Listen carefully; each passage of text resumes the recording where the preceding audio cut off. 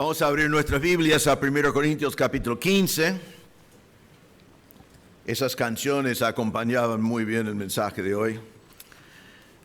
Gracias a Dios por eso. 1 Corintios 15.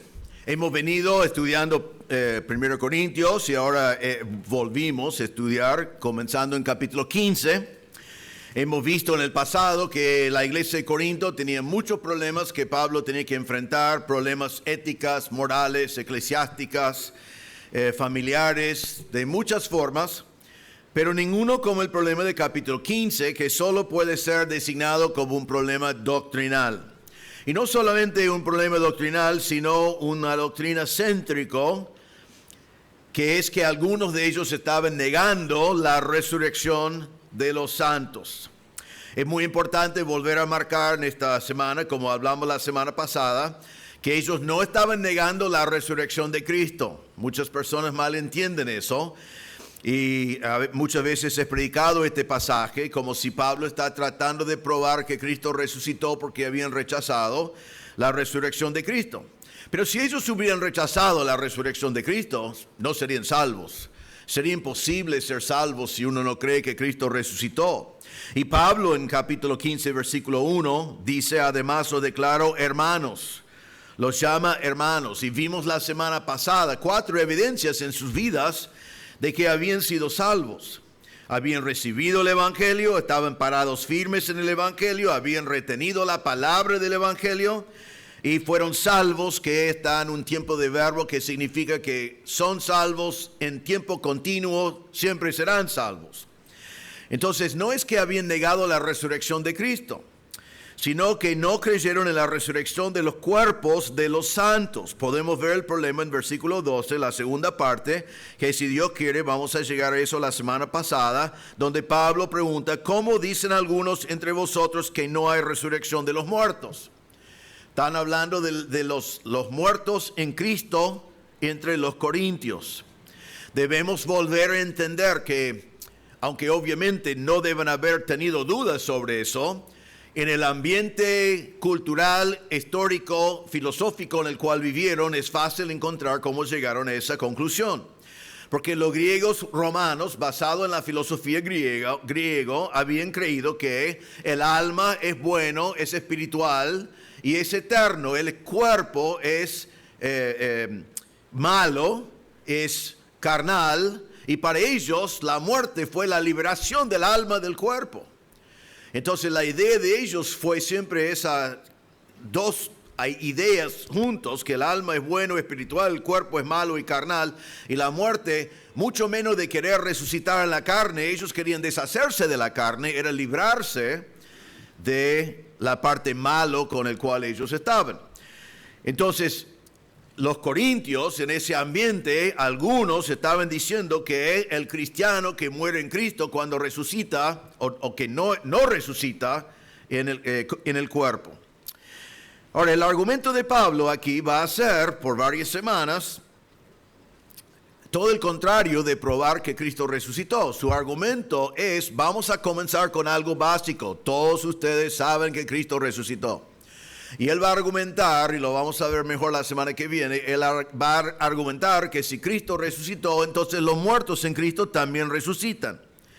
Recuerden que la semana pasada vimos en versículo 20, Cristo resucitó, es las primicias de los que durmieron en Él. Él es el primero, pero no el último. Él es el primero, estableció la posibilidad, la verdad de que nosotros vamos a resucitar. Entonces su argumento no es voy a probar que Cristo resucitó. Su argumento es les hago recordar que Cristo resucitó y arriba de eso les voy a mostrar que también los santos en Cristo resucitan.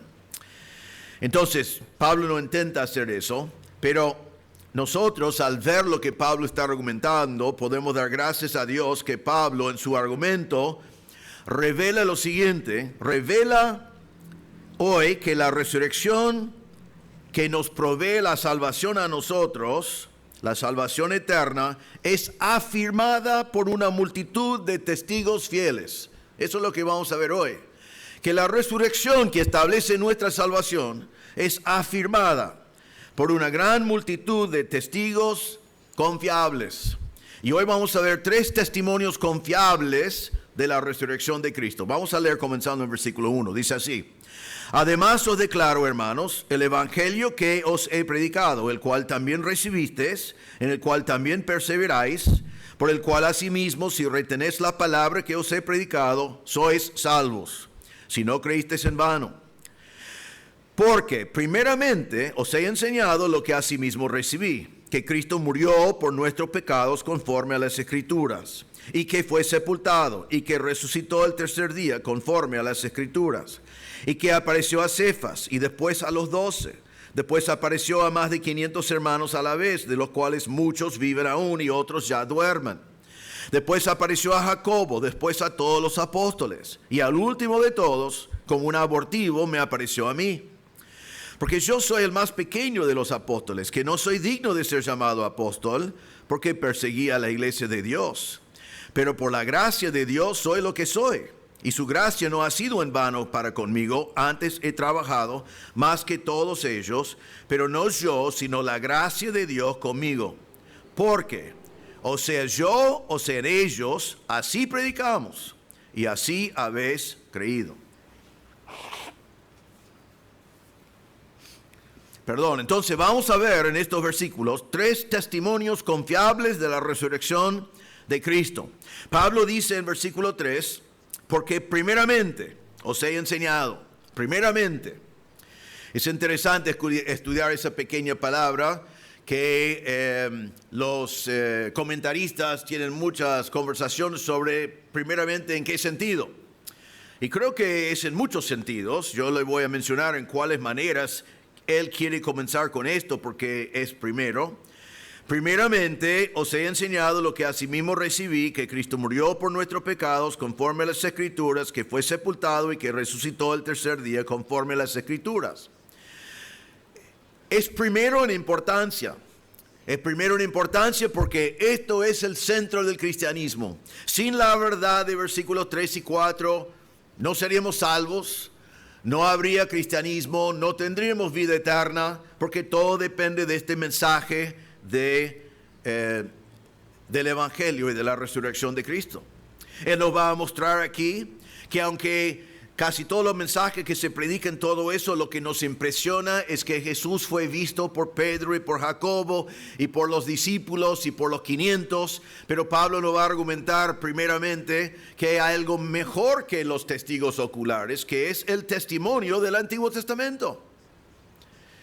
Nosotros a veces miramos en esas cosas y nos confundimos porque preferimos a alguien que da testimonio de algo y nos olvidamos que Dios ya dijo algo. Entonces es primero en importancia, porque es la palabra de Dios. Segundo, es primero en autoridad. Muy parecido, pero quiero enfatizar otra cosa. Dios lo dijo. Es Dios que lo dijo. Mateo 5:18, Jesús dijo, porque de cierto os digo que hasta que pasen el cielo y la tierra, ni una jota ni una tilde pasará de la ley hasta que todo se haya cumplido. En Juan 10:35, en otro contexto, pero vale correctamente esta frase, Jesús dijo, la escritura no puede ser quebrantada. Entonces Pablo nos va a dar el evangelio en versículos 3 y 4 y va a terminar cada versículo diciendo conforme a las escrituras. Entonces es sumamente importante y primero, antes de los testigos oculares, es el testimonio de Dios mismo compartido en la palabra de Dios. También es primero como la base de su argumento. Porque en su argumento él está argumentando que ellos ya lo han creído. Mira el versículo 11 donde vamos a terminar. Así habéis creído. Es lo que ya creyeron. Entonces él está construyendo un argumento para convencerles de que los muertos en Cristo resucitan. Pero primero va a poner la base que permite que los santos resucitamos, que es que Cristo resucitó. Entonces, en primer lugar, la base que él quiere poner es el punto de partido, es donde él va a comenzar. Ahora, déjame parar acá por un momento para aplicar la importancia de lo que Pablo está diciendo aquí cuando dice primeramente. Hay una frase que usamos hoy en día que Pablo realmente está enseñando aquí. Hoy lo llamamos la suficiencia de las Escrituras. La suficiencia de las Escrituras. Esa frase significa que las Escrituras son suficientes para darnos todo lo que necesitamos que tiene respecto a Dios y la vida cristiana, absolutamente todo. No hace falta otra cosa. Según Timoteo 3:15, recuerdan que Pablo dijo a Timoteo, desde la niñez has sabido las sagradas escrituras, las cuales te pueden hacer sabio para la salvación por la fe que es en Cristo Jesús. Para ser salvo necesitamos algo más que la palabra de Dios. No, absolutamente nada. Es suficiente. El mensaje es completo. Nadie puede agregar nada. Es suficiente. Pero también en 2 Timoteo 3 dice que la palabra de Dios es inspirado y está dado a fin de que el hombre de Dios sea perfecto, completo, maduro, enteramente preparado para toda buena obra. ¿Quieres estar preparado para servir al Señor? La palabra de Dios. No hace falta ninguna otra cosa. Hoy en día tenemos miles de libros. A mí me gustan los libros. Yo les animo a leer libros bien escritos. Es importante estudiar. Pero por siglos los hombres no tenían libros, pero tenían la palabra de Dios. Nosotros tenemos que tener cuidado porque algunos de nosotros preferimos leer libros sobre la Biblia más que nos gusta leer la Biblia. A veces miramos en las opiniones de los hombres sobre la Biblia, pero no estudiamos nosotros mismos la Biblia. En algunos casos hoy en día tenemos libros que nombran temas bíblicos, pero cuando vamos a esos libros es un montón de versículos con psicología que no viene de la Biblia, sino psicología del mundo aplicado a cosas de la vida, usando términos bíblicos que nos confundan, pero no basamos nuestras decisiones sobre la palabra de Dios. Aun cuando hablamos de cosas como psicología, ¿quién sabe más sobre la psicología del hombre que Dios? La palabra alma en la Biblia es la palabra psique. Psicología viene de la palabra alma. Dios nos creó, Dios nos dio el alma. Dios es el que sabe lo que está pasando adentro de nosotros. Y cualquier problema de la vida, la palabra de Dios es suficiente. Y Pablo está diciendo eso aquí en este lugar. Y nosotros también debemos recordar siempre de eso. Es bueno leer libros, es bueno estudiar, estoy totalmente a favor de eso.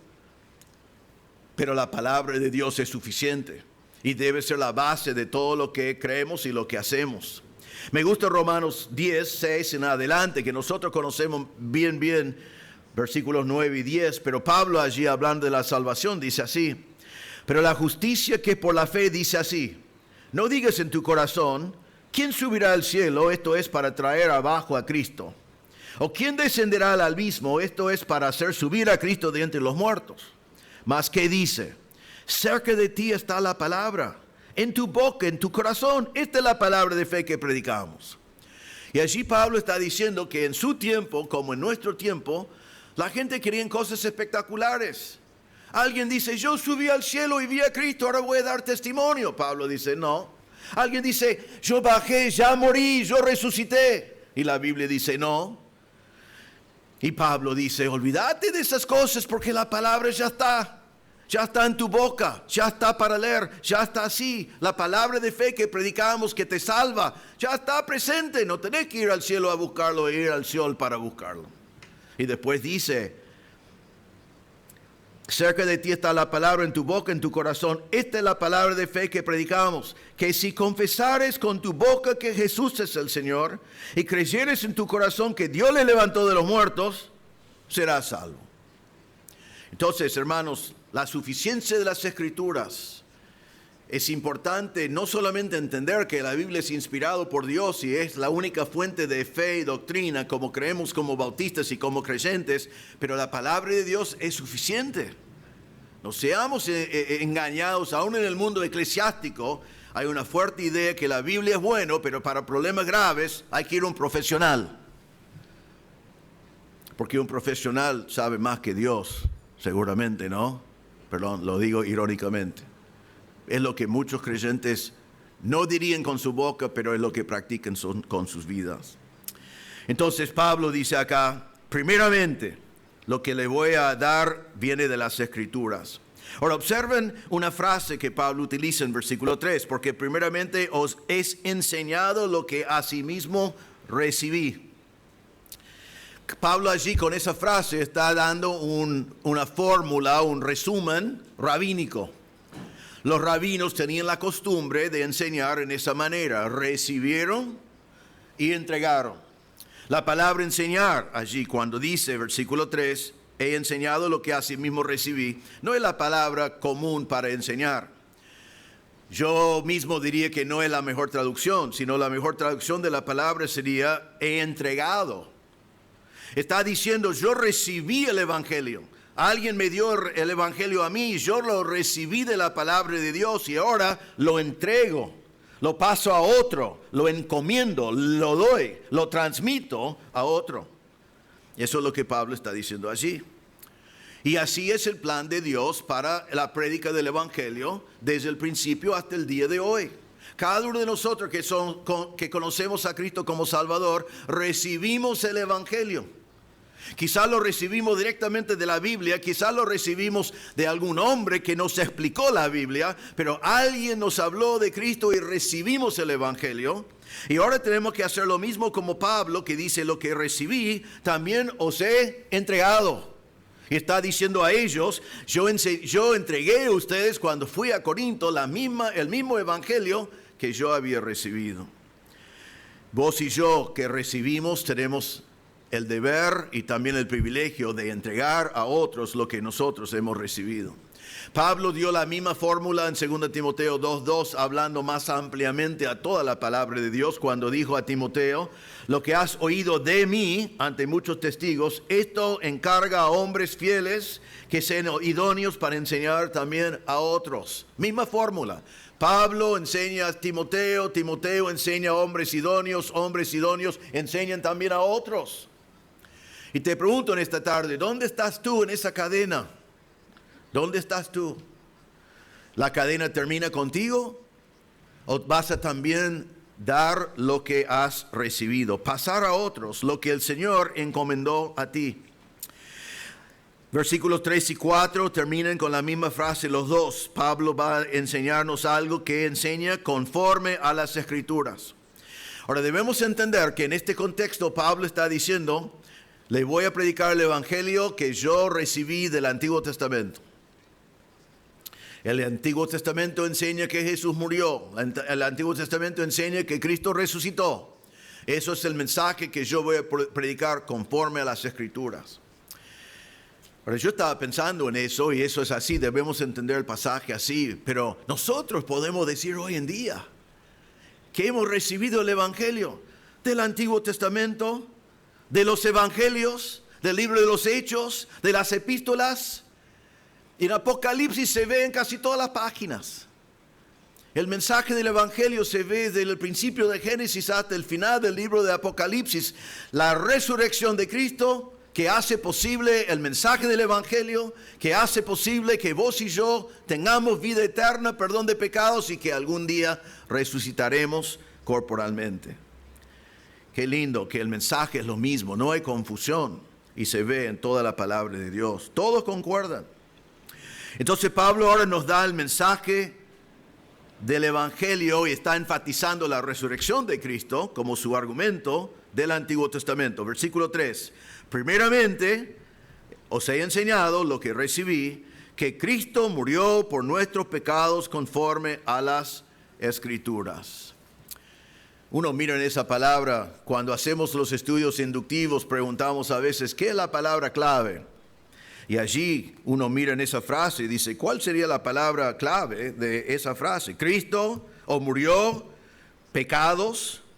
Pero les quiero sugerir que quizás la palabra más importante en esa frase es esa palabra más pequeña que parece de poca importancia, la palabra por la palabra por.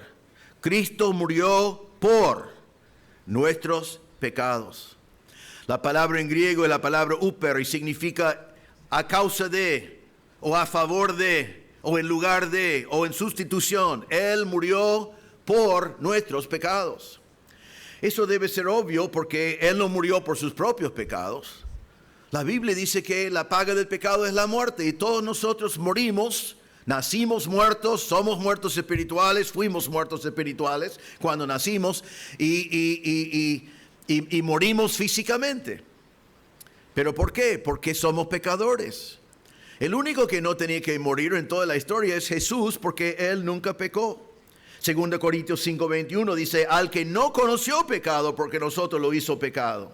Él no tenía que morir por sus pecados. Hebreos 4:15 dice que Él fue tentado como nosotros en todo, según nuestra semejanza, pero sin pecado. Entonces Cristo fue a la cruz y murió, pero no murió como todos nosotros moriríamos porque somos pecadores, sino Él murió por tus pecados. Él murió por mis pecados. Él murió en nuestro lugar. Primero de Pedro 2:24 dice, quien llevó Él mismo nuestros pecados en su cuerpo sobre el madero. Él llevó nuestros pecados sobre Él. Gálatas 1:4 dice, el cual se dio a sí mismo por nuestros pecados para librarnos del presente siglo malo. La misma frase, Él se dio a sí mismo por nuestros pecados. Entonces, en primer lugar, en el Evangelio, Pablo nos enseña que Cristo murió por nuestros pecados. Él murió para que vos no tengas que morir. Él murió para que yo no tenga que morir. Y déjame parar acá antes de seguir y aplicar el pasaje. Si tú estás aquí en esta noche y no has creído en Cristo como tu Salvador, si no sabes con toda seguridad que vas al cielo, si estás quizás tratando de arreglar cuentas por tu propia fuerza con Dios, aquí es el propósito de la venida de Cristo. Él es Dios, Él fue a la cruz, Él murió por tus pecados. Se acabó. No hay más nada que vos podés agregar. Él murió por tus pecados. Él pagó la cuenta. Ya no tenés que pagar la cuenta que es la muerte por tus pecados. Simplemente tenés que reconocer que eres pecador, que Él murió por tus pecados y que Él resucitó y poner tu fe en Cristo como tu Salvador. Si estás así aquí sin Cristo, mira en esta frase, date cuenta que Cristo ya hizo todo y acepta por fe lo que el Señor hizo por ti. Pero Pablo dice que esta enseñanza que Cristo murió por nuestros pecados es conforme a las Escrituras. ¿El Antiguo Testamento enseña que Cristo murió? Sí. Voy a leer de Isaías 53, versículos 6 a 10. Es un pasaje bien conocido. Voy a enfatizar todas las veces que nos dice que el Mesías va a morir. Isaías 53, 6 en adelante dice, todos nosotros nos descarriamos como ovejas, cada cual se apartó por su camino, mas Jehová cargó en él el pecado de todos nosotros. Él cargó sobre el Mesías el pecado de todos nosotros. Angustiado él y afligido, no abrió su boca, como cordero fue llevado al matadero. ¿Por qué llevado al matadero? Porque fue para morir. Y como oveja delante de sus trasquiladores enmudeció y no abrió su boca. Por cárcel y por juicio fue quitado, y su generación, ¿quién la contará? Porque fue cortado de la tierra de los vivientes. Y por la rebelión de mi pueblo fue herido, y se dispuso con los impíos su sepultura. Mas con los ricos fue en su muerte, aunque nunca hizo maldad ni hubo engaño en su boca. Isaías 53 nos dice vez tras vez, tras vez, tras vez, proféticamente que el Mesías iba a morir. En Daniel 9:26, en otra profecía, dice, después de los 62 semanas, y pueden ir allí a estudiar el contexto, está hablando del pasado y después más adelante de la semana 70, que es la tribulación, pero dice, después de las 62 semanas se quitará la vida al Mesías. Allí está claramente en el Antiguo Testamento que Pablo dice que Cristo morirá por los pecados conforme a las Escrituras, se encuentra en la palabra de Dios. En Salmo 22:15 dice, como un tiesto se secó mi vigor, mi lengua se pegó a mi paladar, y me has puesto en el polvo de la muerte. Eso es un salmo profético, mesiánico, hablando de la muerte del Mesías. En Lucas 18:31 dice, tomando Jesús a los 12 les dijo, he aquí subimos a Jerusalén y, escucha lo que dice, se cumplirán todas las cosas escritas por los profetas acerca del Hijo del Hombre. Pues será entregado a los gentiles y será escarnecido y afrentado y escupido, y después que le haya azotado le matarán. Mas al tercer día resucitará. Y dice que Jesús enseñó eso a los discípulos desde el Antiguo Testamento. El Mesías muere. Nuestro guía en Israel, algunos de ustedes que han viajado lo conocen, Rubén, es un judío. Él conoce la Biblia de tapa a tapa, cree totalmente en la historicidad de la Biblia, cree en la parte arqueológica de la Biblia, cree en todas las cosas que él puede leer de la Biblia, pero no cree en Cristo como su Salvador. Y cuando hablas con él, una de las cosas que va a salir enseguida, porque me lo ha dicho cuando hemos hablado bien, es que conozco el Nuevo Testamento, pero el Mesías no muere. Él es un judío, está esperando un Mesías que reina. Y él dice, mi problema es que el Mesías no muere. Pero podemos ver pasaje tras pasaje, tras pasaje, tras pasaje del Antiguo Testamento que dice que el Mesías muere. Es parte del Evangelio. Y Pablo aquí nos dice, primeramente os he enseñado lo que asimismo recibí, que Cristo murió por nuestros pecados conforme a las Escrituras del Antiguo Testamento. Hermanos, su muerte fue necesario, porque la paga del pecado es la muerte. Porque Hebreos 9:22 dice, y casi todo es purificado según la ley con sangre, y sin derramamiento de sangre no se hace remisión, que significa no se hace perdón de pecados. Alguien tenía que morir.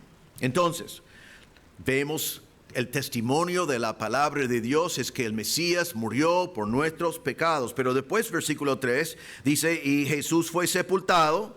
Eso demuestra la realidad de su muerte. Vemos en muchos pasajes de los evangelios que él fue sepultado, que los soldados averiguaron si estaba muerto. Pilato preguntó si estaba muerto, confirmado que estaba muerto, lo pusieron en la tumba, pusieron una guardia, hicieron todo lo posible históricamente para mostrar que él había muerto y fue sepultado. Realmente podemos decir, solo sepultan a los muertos, ¿no?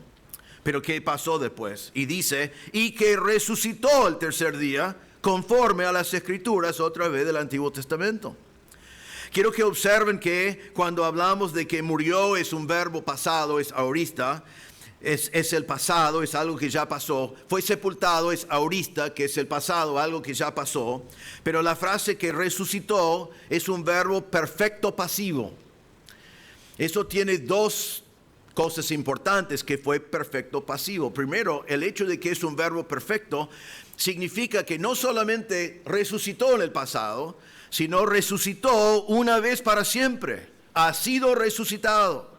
Pasado fue resucitado, presente es resucitado, futuro siempre será resucitado. Ese cambio de verbo significa que esa resurrección ocurrió en la historia, pero es para siempre. Significa esto, hermanos, Cristo vive. Amén. Eso es lo que significa. No es que resucitó y volvió a morir como Lázaro. Él fue el Cristo. Él resucitó y está resucitado. Es un verbo pasivo que indica, y no voy a tomar el tiempo, normalmente tomo el tiempo para todo, ¿no? Pero pueden mirarlo en muchos lugares de la Biblia. El hecho de que es pasivo es porque el Padre lo levantó. Es Dios el Padre que lo resucitó, que lo levantó de los muertos. Eso significa que es irreversible. ¿Quién va a superar lo que hizo el Padre cuando lo levantó? Es resucitado por el poder del Padre, por el poder de Dios. Y todo eso se ve en la forma del verbo que Pablo utilizó aquí. Y Pablo dice entonces fue sepultado y resucitó el tercer día conforme a las Escrituras. Ahora el Antiguo Testamento nos dice que el Mesías resucitaría. Sí, también. En Isaías 53 otra vez. Y ahora versículo 10, que fue el último versículo allí, y no lo leí, cuando habla vez tras vez que iba a morir, después dijo, cuando haya puesto su vida en expiación por el pecado, verá linaje, vivirá por largos días, que es una forma hebrea de decir eternamente, y la voluntad de Dios será en su mano prosperada. En Isaías 53, el mismo Mesías que muere será resucitado, verá la vida. En Salmo 16:10, y a propósito en el estudio inductivo dice 110, 10 es 16:10. Dice así, porque no dejarás mi alma en el Seol, ni permitirás que tu santo vea corrupción. Es un salmo profético hablando de Jesús. Fue al Seol, pero no quedó en Seol. Murió, pero no vio corrupción. ¿Por qué? Porque resucitó. Salmo 110:1 dice, Jehová dijo a mi Señor, Siéntate a mi diestra hasta que ponga a tus enemigos por estrado de tus pies.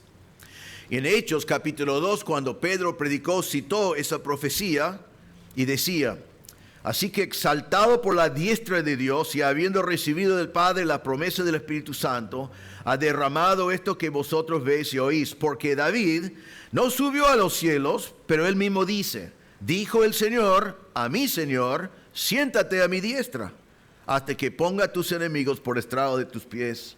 Sepa pues ciertísimamente toda la casa de Israel, que a este Jesús a quien vosotros crucificasteis, Dios le ha hecho Señor y Cristo. Fue profetizado de parte de David que su hijo que iba a reinar en su lugar iba a estar a la diestra de Dios. Y Pedro dijo: ves, ustedes lo mataron, pero él va a estar a la diestra de Dios, porque él resucitará. Entonces Pablo dice, conforme a las Escrituras, el mensaje del Evangelio es: Cristo murió por tus pecados y resucitó el tercer día.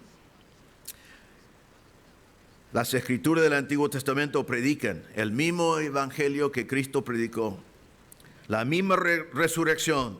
Pablo está diciendo no es nuevo, es céntrico. Entonces, el primer testimonio confiable de esta noche que Pablo nos presenta de la resurrección de Cristo es la misma palabra de Dios. Las Escrituras, Dios que habló.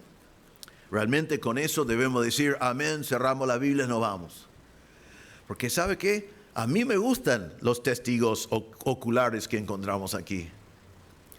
Pero tiene más valor lo que dijo Dios. Y estas personas, antes que pasamos al punto 2, si alguien me vino sin la palabra de Dios, sin la Biblia, sin que Dios lo citó, y me dice, vi a Jesús resucitado, por allí lo dudo, como ellos, por allí los miro, por allí, no dudo que Cristo resucitó, pero que él lo vio. Hay hombres hoy que dicen que vieron a Jesús resucitado, ¿no? Pero la palabra de Dios dice que ellos vieron. No es que Pedro simplemente dice, yo vi a Jesús. La Biblia dice que Pedro vio a Jesús resucitado. Amén, ya está. Nuestra fe está basada en la verdad de la palabra de Dios. Pero el primer testimonio es la palabra de Dios. Segundo, el testimonio de los fundadores de la iglesia. Dice, comenzando en versículo 5, y que apareció a Cefas y después a los 12, etc. Por allí voy a parar porque quiero aclarar una palabra. Esa palabra apareció, creo que no es la mejor palabra, es traducido, digamos, porque es una palabra pasivo que significa ver o ser visto. La mejor traducción sería y fue visto por Cefas, y fue visto por los 12, y fue visto por los 500, y fue visto por Jacobo, y fue visto por Jesús. La palabra apareció, creo que no es la mejor traducción, pero también es un poco peligroso, porque inclusive los mismos discípulos, cuando vieron a Jesús, dijeron, es un fantasma, es un espíritu. Y el punto de Pablo es que Cristo resucitó corporalmente. La palabra significa ser visto, percibido con el ojo, contemplado, fijado de la vista. Ellos son testigos oculares de la resurrección de Cristo. Me gusta lo que dice en Hechos 1:3, cuando Lucas dijo, después de que Cristo padeció, se presentó vivo con muchas pruebas indubitables, apareciéndoseles durante 40 días y hablándoles acerca del reino de Dios. Lucas dijo, estas son pruebas que no se pueden dudar, porque estaba por 40 días presentándose delante de muchas personas. Ahora, ¿quiénes son estas personas en este pasaje? Yo los llamo líderes fundadores de la iglesia. Tenemos a Cefas. Cefas es el nombre arameo de Pedro. Pobre Pedro, era Cefas, Simón y Pedro, griego, hebreo, arameo, ¿no? Pero aquí estamos hablando de Pedro. Y después de 500 hombres, y después de Jacobo, que es el hermano de Jesús, y después de Pablo y a todos los apóstoles. Pero antes de examinar a cada uno, quiero observar dos cosas. Primero, que cada apóstol tenía que haber visto a Jesús resucitado, fue un requisito. Hechos 1:22 dice, comenzando desde el bautismo de Juan hasta el día en que de entre nosotros fue recibido arriba, uno se ha hecho testigo con nosotros de su resurrección. Los apóstoles todos vieron a Jesús resucitado, fue un requisito para ellos. Ahora, después quiero que observamos lo siguiente, que la resurrección de Cristo y haberlo visto es la única explicación para la transformación de los discípulos. No hay otro. ¿Qué quiere decir eso? ¿Cómo fueron estos hombres, los discípulos, antes de ver a Cristo resucitado? ¿Cómo fueron? Bueno, ¿recuerdan? Fueron confundidos, fueron incrédulos, fueron cobardes. No habían entendido nada hasta que vieron a Cristo resucitado. ¿Cree que no es tanto así? Bueno, Mateo 16, 21 a 23.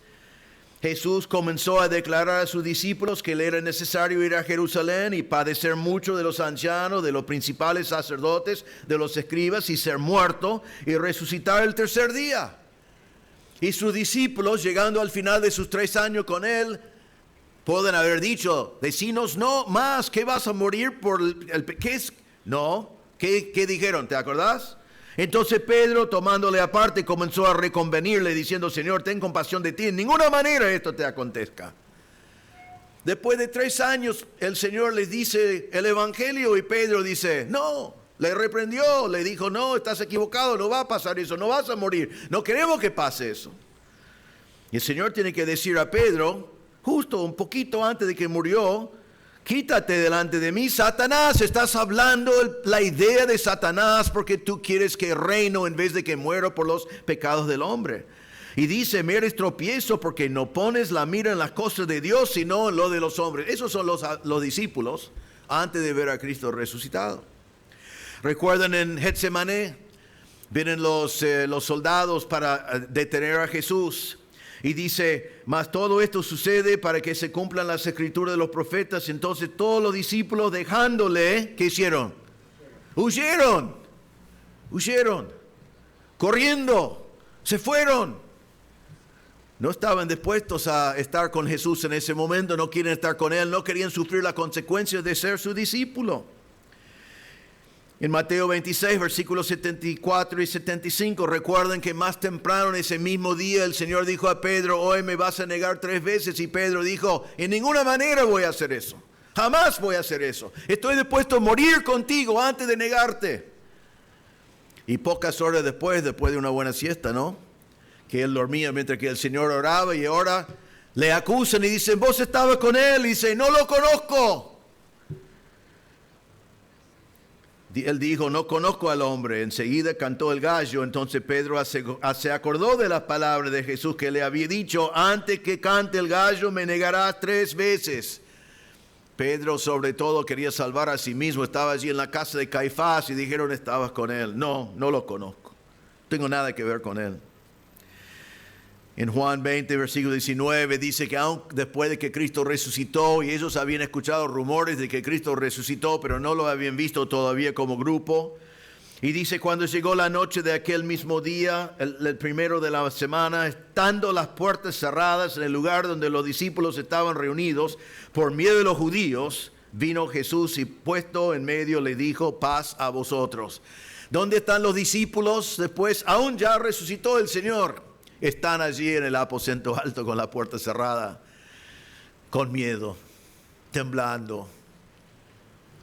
Me hace pensar, yo me acuerdo hace como 20 años me invitaron a predicar en Colombia y fue el tiempo de máximo peligro en Colombia.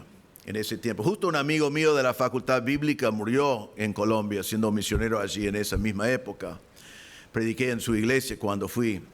Pero yo me acuerdo que los misioneros allí me pusieron una casa solo. Yo estaba como, o sea, nadie me hospedaba y me pusieron una casa. No me dieron un perro, no me dieron un arma. Pero me acuerdo una cosa, me acuerdo que cuando llegué, me llevaba un buen rato entrar en la casa porque habían 5 cerraduras, ¿no? Uno acá, uno allá, en la puerta habían 3, y te llevaba un buen rato. Me sentí vulnerable afuera tratando de entrar porque me llevaba tanto tiempo a abrir todas las cerraduras. No dice que ellos tenían 5 cerraduras, pero allí están. adentro, temblando, miedo de los judíos. ¿Qué vamos a hacer? Pero después, hermanos, sabemos que había una gran transformación de parte de los discípulos. De pronto, enseguida. Y la única explicación para ese cambio es que vieron a Cristo resucitado. No hay otra explicación. Seleccionó algunos pasajes nomás. Mire lo que pasa después. Hechos 4, versículo 13, dice: entonces, viendo el denuedo de Pedro y Juan. ¿Quién estaba mirando el denuedo de Pedro y Juan? La misma gente del cual tenían miedo, estaban encerrados en el aposento. Ahora están allí afuera delante de ellos, y dice que ellos vieron su denuedo y sabiendo que eran hombres sin letras y del vulgo, se maravillaban y les reconocían que habían estado con Jesús. Y dice más adelante que decía, y ahora ellos decían: ahora, Señor, mire sus amenazas y concede a tus siervos que con todo denuedo hablen tu palabra. Versículo 33 de Hechos 4 dice: con gran poder los apóstoles daban testimonio de la resurrección del Señor Jesús, y abundante gracia era sobre todos ellos. Estos cobardes ahora tienen denuedo. Estos callados ahora están predicando el evangelio. Estos que huyeron ahora están avanzando. ¿Qué pasó? La única explicación es que vieron a Cristo resucitado, no hay otro. En Hechos 4:19 dice: más Pedro y Juan respondiendo diciéndoles: juzgad si es justo delante de Dios obedecer a vosotros antes que a Dios, porque no podemos dejar de decir lo que hemos visto y oído. Hemos visto a Jesús resucitado, no podemos parar. Ustedes deciden cómo quieren responder a nosotros, hagan lo que quieran, pero nosotros vamos a predicar. En Hechos 5, 28 y 29 dice que las autoridades dijeron: no os mandamos estrictamente que no enseñases en ese nombre. Eso fue la misma persona del cual tenían miedo antes. Y ahora habéis llenado a Jerusalén de vuestra doctrina y queréis echar sobre nosotros la sangre de ese hombre. Respondiendo Pedro y los apóstoles dijeron: es necesario obedecer a Dios antes que a los hombres. Entonces ellos dicen: han llenado de Jerusalén de esta doctrina, de esta enseñanza de que Jesús resucitó. Estos ex cobardes ahora llenaron toda Jerusalén con la palabra de Dios. Y uno más en capítulo 5, versículo 40 en adelante, dice: convinieron con él y llamando a los apóstoles, después de azotarlos, ya le están sufriendo persecución, los azotaron, les intimaron que no hablasen en el nombre de Jesús, y lo pusieron en libertad. ¿Qué hicieron? Dice: ellos salieron de la presencia del concilio, gozosos de haber sido tenidos por dignos de padecer afrenta por causa del nombre. ¿Qué pasó con estos hombres? Y todos los días en el templo y por las casas no cesaban de enseñar y predicar a Jesucristo. Hay una sola explicación para esto: que los cobardes se transforman en hombres de coraje, que los callados se transforman en predicadores del evangelio, es que ellos habían visto a Cristo resucitado. Ahora lo vemos, versículo 5. Fue visto por Cefas, Pedro el que lo había negado, Pedro el que había dicho: nunca te voy a negar, pero enseguida lo hizo. Lucas 24:34 dice que decían: ha resucitado el Señor verdaderamente y ha aparecido a Simón, a Pedro. Primero que dice, Jesús apareció individualmente, en especial a Pedro, el que le negó. Y ahora Pedro creyó porque le vio resucitado. Y llegó a ser el predicador en el día de Pentecostés. Llegó a ser un hombre que Dios utilizó grandemente porque todo cambió, porque él vio a Cristo resucitado. Después dice en versículo 5, los 12 lo vieron. Los 12 es un término técnica que significa el cuerpo de discípulos. Obviamente ya fueron 11, todos sabían que eran 11, pero tenía un nombre, el 12. Si miras en el Nuevo Testamento vas a ver de vez en cuando ese nombre. El Señor apareció a todos los discípulos. En Lucas 24:33 en adelante, levantándose en la misma hora, volvieron a Jerusalén y hallaron a los 11 reunidos y a los que estaban con ellos, que decían: ha resucitado el Señor. Entonces ellos contaban las cosas que les habían acontecido en el camino y cómo le habían reconocido al partir el pan. Está hablando de los dos en el camino a Emaús. Mientras ellos aún hablaban de estas cosas, Jesús se puso en medio de ellos y le dijo: paz a vosotros. Ahora miramos que ellos recuerdan que no estaban esperando que Cristo resucitara. Ellos pensaron que cuando Cristo murió y lo vieron morir en la cruz y lo vieron sepultado, que se acabó todo, habían estado esperando el reino, ya no hay un reino. Y cuando Jesús aparece, dice, entonces espantados y aterrorizados, pensaban que venía un espíritu. Pensaban que era una fantasma, pensaban que era un espíritu, no sabían qué pensar. Nunca había visto un resucitado. ¿Vos? No, yo tampoco. Pero vieron a Cristo resucitado como había prometido, pero se espantaron. Pero Él les dijo, ¿por qué estáis turbados y vienen a vuestros corazones estos pensamientos? Mirad mis manos y mis pies, que yo mismo soy. Palpad y ved, porque un espíritu no tiene carne ni huesos como ves que yo tengo. Jesús resucitó corporalmente. Podían tocar su cuerpo, podían tocar sus manos, podían tocar sus pies, podían verlos. Ellos lo vieron y fueron cambiados para siempre. Versículo 7. Jacobo fue visto por Jacobo. Jacobo, aquí hay varios Jacobos en la Biblia. Esto es el hermano de Jesús, el hermano de sangre.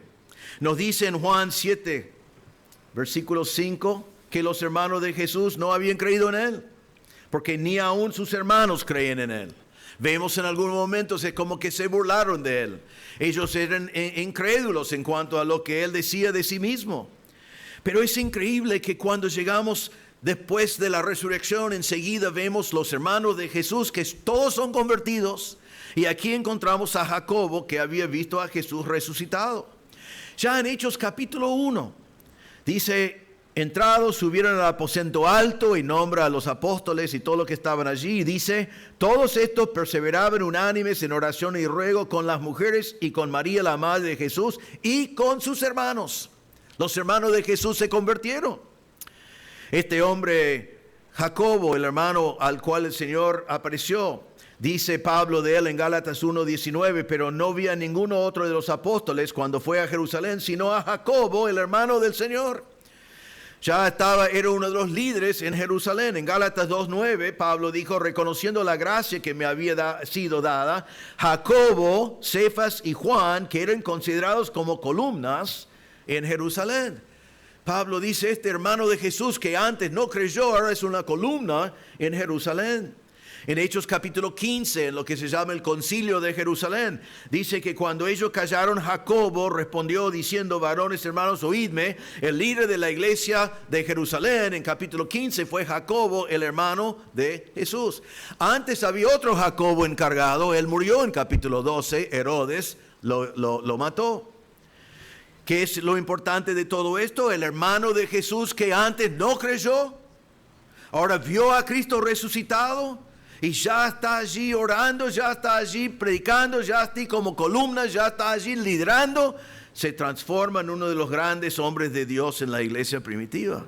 ¿Qué pasó? Había visto a Cristo resucitado. Versículo 7 después dice que todos los apóstoles lo vieron. Otra vez, son como las pruebas indubitables de que Lucas habló. Pero mire también que hay otro aspecto acá, no solamente estos grandes hombres de Dios, pero en versículo 6 dice, después apareció a más de 500 hermanos a la vez. Ya vamos quizás de calidad de testigo a cantidad de testigos.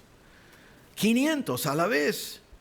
Realmente es difícil encontrar en la Biblia cuando 500 personas estaban juntos hasta este punto, hasta los 3,000 que se convierten el día de Pentecostés. Estaban 120 que estaban en el aposento alto, pero dice que apareció a 500. Ellos vieron juntos a Cristo resucitado. Y es interesante que Pablo dice, muchos de ellos viven todavía, así que vayan a hablarles si querés. Hay testigos que viven, podés hablar con ellos. Y después dice algo que nunca entendí, pero creo que ahora lo entiendo. Dice, y algunos duermen. Yo siempre miraba en eso y digo, ¿por qué dijo eso? Porque no puedo ir a consultar con los que duermen, con los que están muertos, para preguntar si realmente vieron a Jesús resucitado. Pero creo que ahora que lo entiendo mejor en el contexto que Pablo dice, vaya a hablar con los que vivan, escuchar su testimonio. Y los que ya murieron en Cristo, que vieron a Cristo resucitado, ¿te parece que no van a resucitar ellos? ¿En serio? ¿Se creen que los que vieron a Cristo resucitado creyeron en Él, que ahora duermen en Él, y ustedes están diciendo que ellos no van a resucitar? Creo que es por eso que los nombra dentro del contexto que estamos viendo. Tenemos aquí pruebas indubitables, testigos oculares que dan testimonio de que la resurrección de Cristo es un hecho, es verdad, y ellos se ven, no solamente por su palabra, se ve sus vidas totalmente cambiadas. Antes de ir al último testimonio, quiero compartir algo que he compartido antes, llega a ser parte de mi vida en forma indirecta. Cuando tuve 5 años y estaba en mi iglesia, el pastor que tuvimos se fue y pidieron otro pastor, llamaron a otro pastor que vino a ser mi pastor desde que tuve 5 años hasta que fui a la facultad. Así que toda mi vida, menos de preescolar, él era mi pastor. Un gran hombre de Dios, algún día lo van a conocer. Era un hombre extraordinario. Y escuché una historia sobre los años de él. Él fue un italiano, era un personaje, era un excelente predicador, amaba a Dios, amaba a la congregación, amaba el pastorado. Y también tenía un mellizo idéntico, ¿no? Él también fue un pastor. Los dos pastorearon iglesias grandes, eran idénticos. Yo fui con mi pastor una vez a un lugar donde estaba enseñando y dijeron, bajaste un poco de peso, porque su hermano había estado unos días antes y no sabían cuál era. Me dijeron que cuando eran jóvenes a veces salieron con chicas y la mitad de la salida entraron al baño, cambiaron de campera y cambiaron de chica, ¿no? Eso creo que han de ser salvos, espero, pero eran así de idénticos. Pero ellos me cuentan esta historia. Ellos vivieron en un pequeño pueblo en Thompson, en el estado de Pensilvania.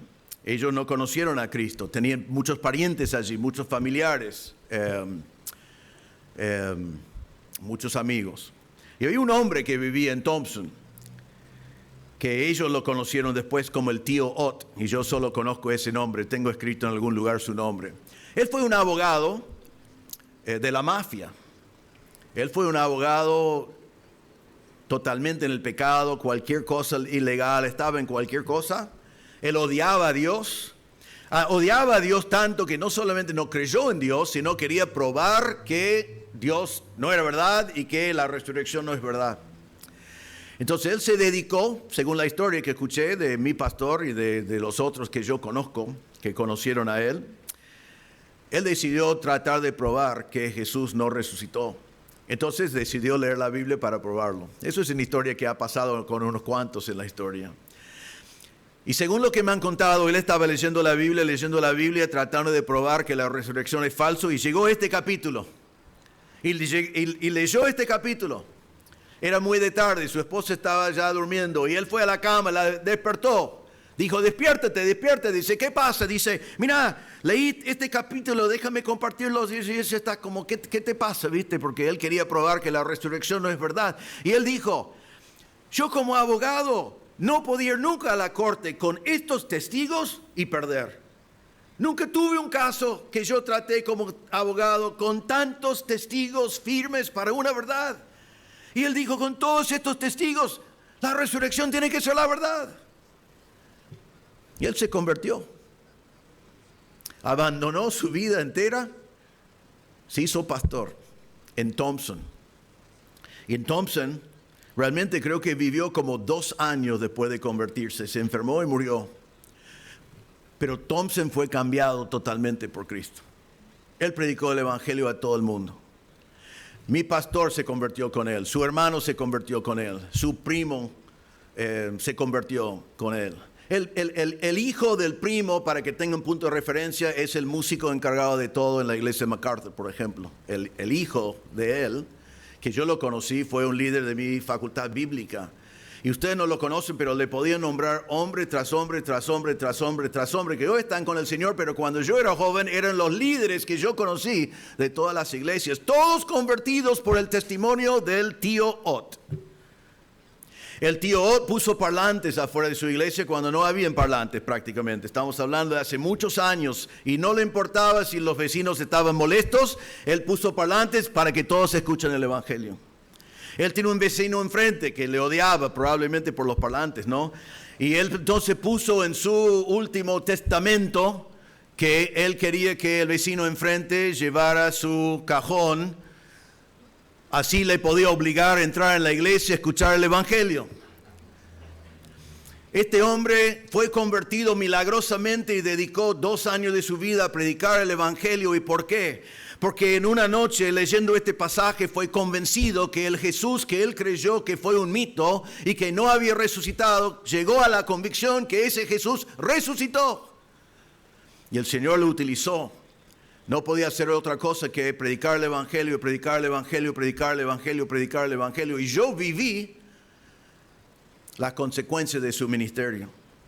Y de esos pastores y líderes que fueron convertidos por su ministerio, yo podía llevarles a docenas y docenas y docenas, incluyendo a mí mismo, de la próxima generación que están sirviendo al Señor en el ministerio por el ministerio de los que Él llevó a Cristo. Y otra vez, ¿por qué? Por el testimonio confiable de los testigos oculares de que Cristo vive, Él resucitó. Tercer testimonio, versículo 8, Pablo dice: al último de todos como un abortivo fue visto por mí. El tercer testigo es Pablo mismo. Ahora Pablo va a decir algunas cosas que vamos a ver rápidamente. El punto de Pablo aquí es que también yo vi a Jesús resucitado y también mi testimonio es confiable. Pero miren lo que dice. Él dice: soy un testigo confiable, aunque nací fuera de tiempo. Versículo 8. Al último de todos, como un abortivo, me apareció a mí. Un abortivo es una palabra que realmente significa uno que nace prematuro o fuera de tiempo. Está diciendo, todos los demás nacieron en la misma forma, pero yo nací fuera de tiempo, en forma rara, prematuro. No con 3 años de estudio con Jesús, no con un montón de otras cosas que podía haber tenido. Yo era un perseguidor de la iglesia, estaba matando a los cristianos y fuera de tiempo yo vi a Jesús. Realmente su experiencia en ver a Jesús fue distinto a todo lo demás. Es la única vez que encontramos en la Biblia que Jesús apareció a un incrédulo. También es la única vez que vemos en la Biblia que Jesús apareció post-ascensión. Siempre había aparecido a estos hombres antes de ascender, pero ahora Pablo, él aparece a Pablo después de eso. ¿Y qué pasa con Pablo? Lo mismo como los demás. Vio a Jesús y se convirtió. Punto. En el mismo momento. Porque sabía que si Cristo vive, todo el evangelio era verdad. Entonces Pablo dice: yo también lo vi, también soy un testimonio, aunque sea abortivo, nacido fuera de lugar, fue visto por mí. Después dice, versículo 9, soy un testigo confiable, aunque soy el más pequeño. Soy el más pequeño de los apóstoles. La palabra no significa que fue un petizo. No significa que Pedro fue un grandote y Pablo no, sino la palabra pequeño allí significa insignificante. Soy el más insignificante, el de menos importancia. Yo veo a los de Corinto diciendo, ¿viste? Yo sabía que era de menos importancia, por eso soy del grupo de Apolos, ¿no? Y otra vez, yo estoy con Pedro. Pero tienen que seguir a ver lo que Pablo está diciendo acá. Porque dice, yo soy el menos importante, el más insignificante, sin embargo, soy un apóstol. Porque es Dios que me hizo apóstol, es por la gracia de Dios que soy un apóstol. No importa que yo fuera insignificante, Jesús apareció a mí, yo lo vi resucitado y yo soy un apóstol. Él dice también en versículo 9, soy un testigo confiable, aunque no soy digno. Dice, no soy digno de ser llamado apóstol porque perseguía la iglesia de Dios. Él dice, no soy digno, adecuado, suficiente, competente. Yo no lo merezco. Yo perseguía la iglesia. Y yo soy el primero de entre los pecadores. Pero me encanta lo que dice aquí en versículo 10. Pero por la gracia de Dios soy lo que soy. Y cuando él dice, por la gracia de Dios soy lo que soy. ¿Qué soy? Soy un apóstol. Soy un testigo ocular de la resurrección de Cristo. ¿Por qué? Por la gracia de Dios. No por ninguna otra razón. Pero el hecho de que yo soy un apóstol por la gracia de Dios no cambia el hecho de que yo lo vi. y mi vida cambió para siempre. Y soy yo que prediqué el Evangelio a todos ustedes. Él dice, pero por la gracia de Dios soy lo que soy, y su gracia no ha sido en vano para conmigo. Antes he trabajado más que todos ellos, pero no yo, sino la gracia de Dios conmigo. Todo el celo con el cual Pablo perseguía a los cristianos, ahora dedica todo ese celo para predicar el Evangelio. Y Dios lo utilizó en gran manera, y Dios lo utilizó para llevar el Evangelio a los corintios. Y Pablo dice, es todo por la gracia de Dios. Soy salvo por la gracia de Dios. Efesios 2, Pablo dijo, porque por gracia soy salvo por medio de la fe. Entonces soy salvo por gracia. Soy apóstol por gracia, Romanos 1:5. ¿Y por quién recibimos la gracia, el apostolado? Todo vino del Señor. Entonces Pablo está diciendo, yo sé que no lo merezco. Yo sé que no soy digno. Yo sé que fui un perseguidor. Yo sé que no fui como los otros apóstoles. Pero por la gracia de Dios soy lo que soy. Y hermanos, lo que soy es un testigo ocular de la resurrección de Cristo. Él resucitó. Soy un apóstol. Y ver a Jesús cambió mi vida por completo. Y Pablo dice, no era en vano, no era sin efecto. Él había llevado el Evangelio a ellos. Les quiero compartir la conclusión de Pablo, versículo 11. Realmente el versículo 11 es el propósito de todo este párrafo. Dice Pablo, porque o sea yo o sean ellos, así predicamos. Y así habéis creído. Pablo dice, puede ser ellos, puede ser la palabra de Dios, puede ser Pedro, puede ser los discípulos, puede ser los 500, puede ser Jacobo, o puede ser yo. ¿Sabe qué? Todos predicamos el mismo mensaje. Ese mensaje es Cristo resucitado. Cristo vive. Y eso es el mensaje que predicamos. Y después dice, y así habéis creído. ¿Ves? Ellos ya creyeron en eso. Él está poniendo la base. Fueron salvos porque creyeron eso. Yo puedo decir del púlpito hoy, y así habéis creído.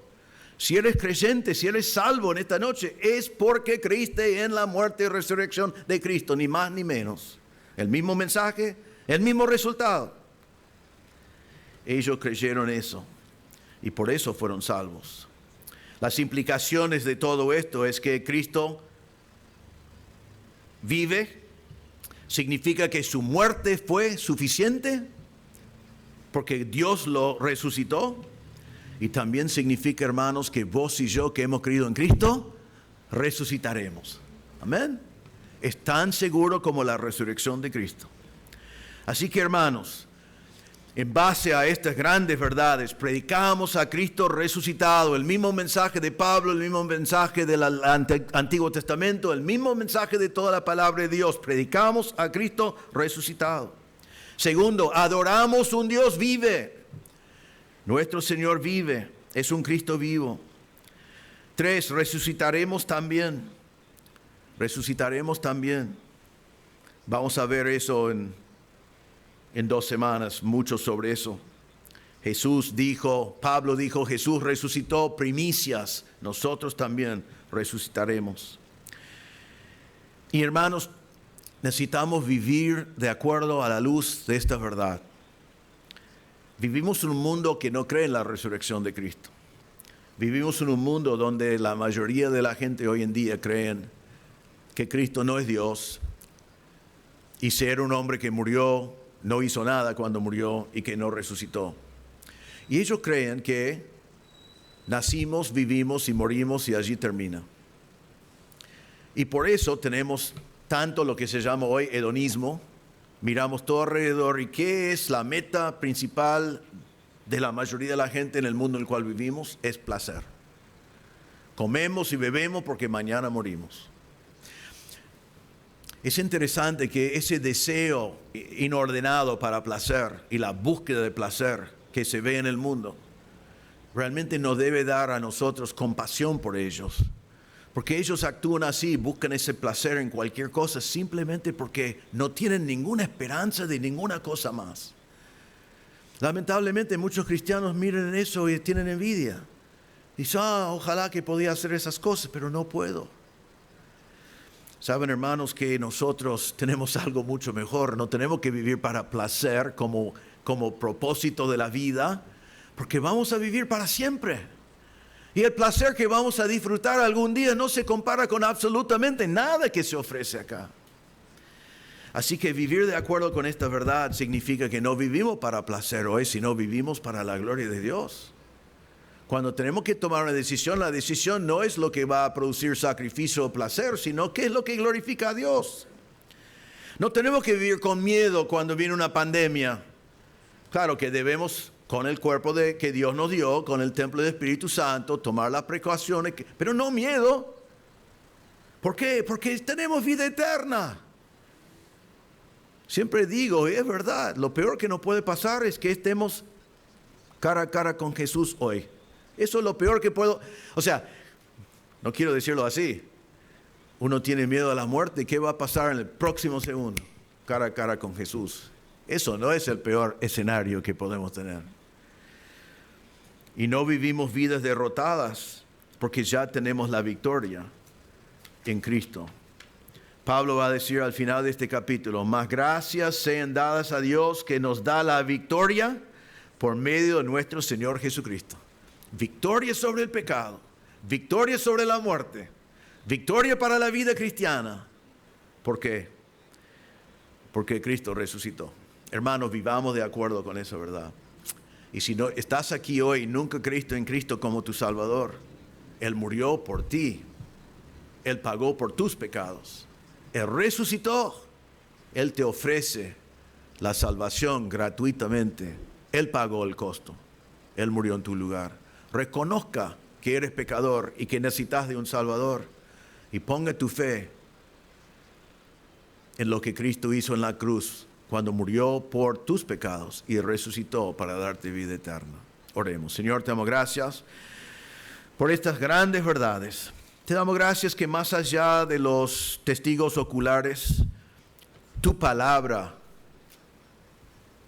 que siempre es verdad, porque tú eres verdad, tu palabra nos dice que nuestro Salvador vive, que resucitó, que Él fue victorioso sobre el pecado y sobre la muerte. Te damos gracias por el testimonio de tu palabra. Te damos gracias por el testimonio de los testigos oculares, porque vemos cómo ese mensaje y esa verdad transformó sus vidas. Te damos gracias por Pablo, que solamente en un segundo de haber visto a Jesús se transformó de un perseguidor a un evangelista, de un perseguidor a un perseguido. Te damos gracias por su testimonio. Señor, ayúdanos a tomar lo que hemos recibido y entregarlo también a otros, y a vivir de acuerdo con la victoria que nos has dado, no buscando placer en esta vida, sino buscando tu gloria, esperando el día cuando estamos en tu presencia. Pido, Señor, que si hay alguien presente sin Cristo, que no se vayan de este lugar sin humillarse delante de ti y reconocer que eres pecado y que necesita confiar en Cristo como Salvador. Pedimos, Señor, que tú obres. En el nombre del Señor Jesús pedimos. Amén.